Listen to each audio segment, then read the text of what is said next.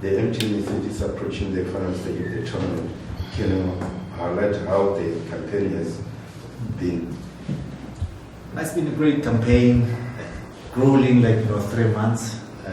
We going to our last push of the tournament, last 2 weeks of the tournament. As we know, it's a final of the MTN8,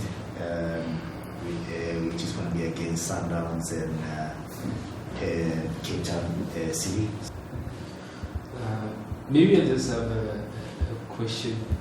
Since you guys are footballers and also brand ambassadors of MTN, with all this that is happening now, COVID and all that, how much impact does it really drain one, particularly seeing that we have a competition and we have the league, and everything seems to be squeezed in one place?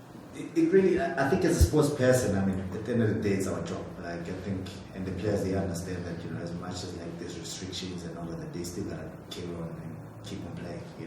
It's gonna be nicer with the fans in the stands. And the PSL has started to talk about putting back the fans in the stadiums, and they're still in talk with that. So hopefully, crossing our fingers that by the final we're gonna see a few fans in the stands. But you just gotta keep on go, and I think for most guys that are still coming up, it's easier because there's no pressure. Yeah. Okay, Mphela, I just want to ask something to you. Regarding the fan, we last man standing here, and we had the Safa told us that they had a great time when they saw some fans at the stadium, 2,000 of them. And then, what do you think about that? If they can able to go to MTN8 and then to be there to witness everything and stuff, do you think advantage could be advantage into Sundowns or Cape Town City? With my experience, I think it makes a huge difference to have supporters behind you, pushing you, whether you're losing or winning. Yeah. But in cup finals, it's a different ball game. It doesn't matter if you're Sundowns or Cape Town City. I think it's just on that day who wants it more. So, are you able to give us a breakdown to say this was accumulated and this is what was done with the money to this particular charities? Because people tend to make competition and say we're giving up to charities. But are you able to then say these are the following charities that we donated to and this is what we donated? Absolutely. So when I look at the goals for charity for the MTN8 2020, I'm just not. I just need to check how many goals we scored, but they amounted to 700,000. So with that, because obviously MTN SA is divided into regions. So for example, we have the Northern region, which covers Limpopo and Mpumalanga. We have Gauteng, we have Eastern Cape. So what MTN decided then to do was to split the 700,000 into 7 regions. And then each region got 70,000, and then they then decided in terms of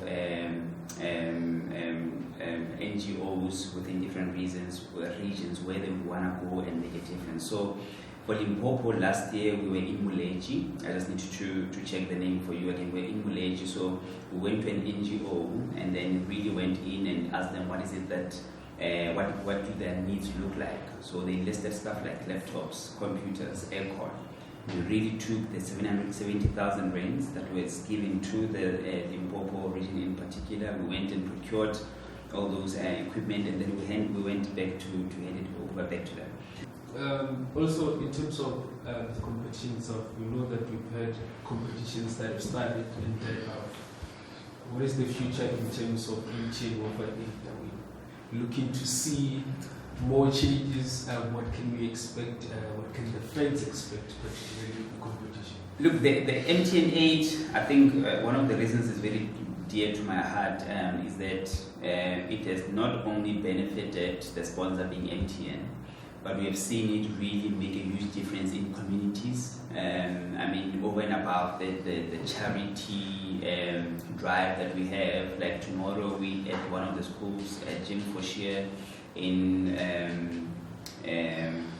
Mamelodi, where we'll be giving them the dream bags, right? So over and above such charity initiatives that we're doing, we make millionaires on a yearly basis. Right, and the guys will really give a breakdown in terms of how we get to that, what do they need to do, obviously, to participate. But we've seen people become millionaires really on a daily basis because of MTN8. So we're giving away literally prizes to the value of 8 million rands in total, because it's MTN8 obviously. So of which 1 million will be going to one fan. So I think it's just been a bigger kind of competition that really serves the communities quite well. So in terms of its future, I mean, you can see there's literally started to what? Yeah, so there's still a portion that we still need to build. Yeah.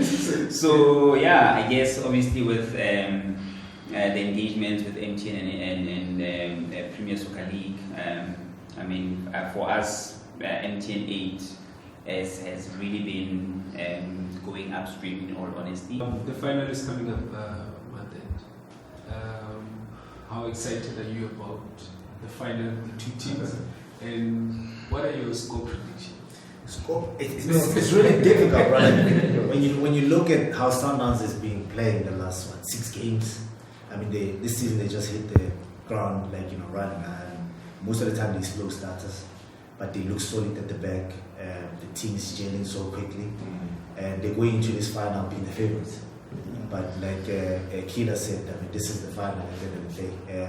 As much as I would want them to win because I played for them before, I think when it comes to prediction, I want to make it a bit exciting and go for the underdogs, which is like Cape Town City, because I've seen the game and teams that go into the final being so confident. So for the interviews and everything in this team, I see Josta is your look. It's my second home now, right? Yeah. Current record. Yes, we're going to Venda, you come back with bananas. I'll come with bananas.